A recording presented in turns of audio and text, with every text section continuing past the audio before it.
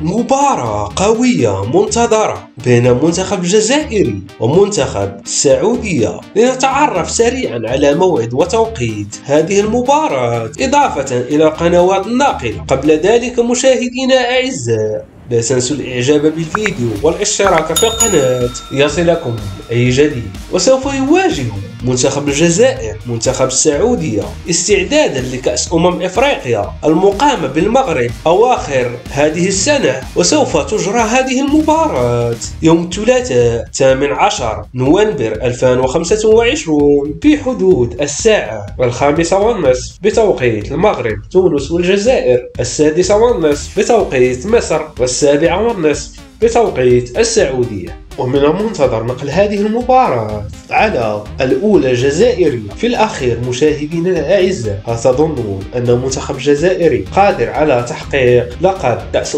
إفريقيا المقامة في المغرب؟ شاركونا آراءكم في التعليقات، إننا نقرأها جميعا. ولا تنسوا الإعجاب بالفيديو والاشتراك في القناة ليصلكم أي جديد.